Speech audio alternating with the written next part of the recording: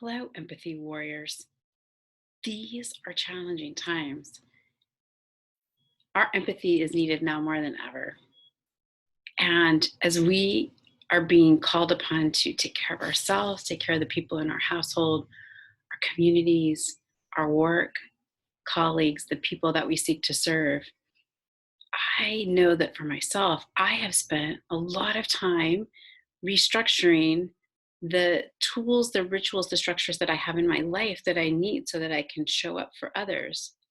And it's interesting because the things I set up 5 days ago were not the same things that I'd set up 5 days before that. And so as the world has rapidly evolved, and I'm currently on work from home, and my son is on online school from home, and supporting various family and community members with a number of things, and making sure that my work team is connected and that we're carrying on with our work. I have really needed to reevaluate us during these shifts. So, what was working for me in my life when I used to go to work? And as it shifts to work from home and then online school from home, what are the different things that need to be in place? So I have been diving into, so in my book, Show Up Hard, in the last, in the last book, so there's three books in the last book, chapter 2 called Automate Resiliency. And I've been really working on my resiliency landscape. And before we talk about the resiliency landscape, I want to read the quote that I included as this chapter. Go back and take care of yourself. Your body needs you. Your feelings need you. Your perceptions need you. Your suffering needs you to acknowledge it. Go home and be there for all these things. Thich Nhat Hanh. So, as we learned in the Show Up Hard book, this whole bunch of this journey is about knowing ourselves. And at the end, I talk about this need to automate investments in our own resiliency. So I hope that that's a practice that you've cultivated. But I wonder if, like, for myself, you're finding yourself reevaluating what those practices are. So the resiliency landscape has four quadrants. Three of them feel super important to me right now. One, what am I going to do on a monthly or quarterly basis? Feels a little less important because I'm like, who knows what's going to be going on in a month? And for sure, I do not know what's going on a quarter from now. So I'm going to focus on these three other quadrants. One, what can I do in a moment of crisis or overwhelm, like in that moment? And so these would be mindful breathing, taking a dance break, looking out the window. And so I don't know about you, but I'm finding myself frequently unable to focus.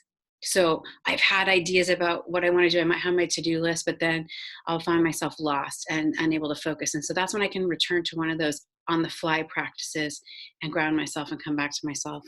The second quadrant is, what are the weekly practices that we're going to put in place?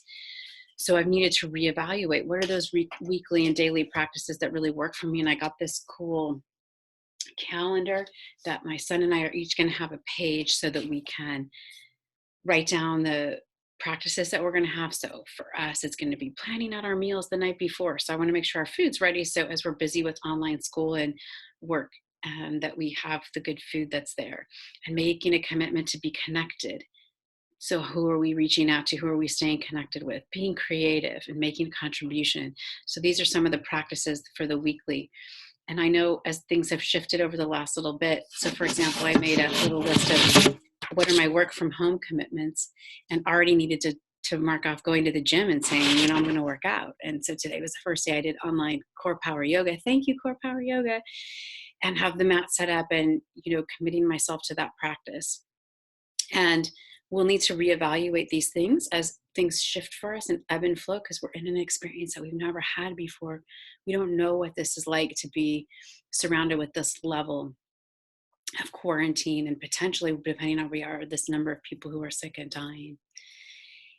And the third quadrant for us to think about is, what do we need in a crisis? And while this current moment that we're in right now, we might have called a crisis a few weeks ago, it will soon become our equilibrium.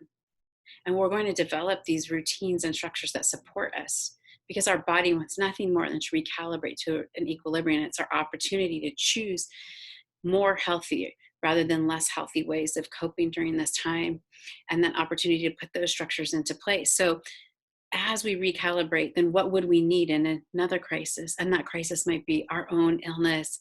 Someone in our household is ill, a family member's ill, and we may or may not be able to go and be with them. And so, what would we need to have in place?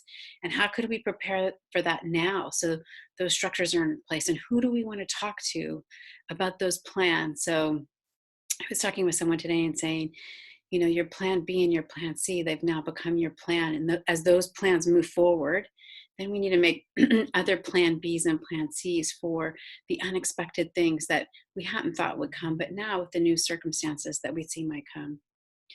I'd be so interested to hear from you. What is shape shifting?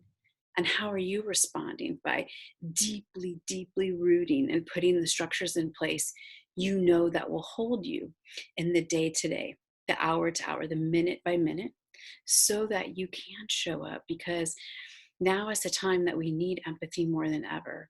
And it's a time to expand our compassion, to really, in a way, see the world through other people's eyes as we never had before. I really want to be present for all of that, for myself and for the people around me. So sometimes I know I've thought for myself, or people will bring up when I do workshops and trainings, that it feels selfish to commit to these practices. And one thing I know is that I have to commit to doing these things so that I can have the capacity for that expansion of my heart, and so that I can try on new ways of seeing the world, and that I can become changed through that process. And that's what this experience is calling us to right now. So I would love to hear how you're changing your practices. What's shifting for you? What new things are you trying on that are working for you? What used to work for you that is no longer working? And how can we learn from these practices from each other so that we can continue to center ourselves at our core from our place of enoughness so that we can be there for each other?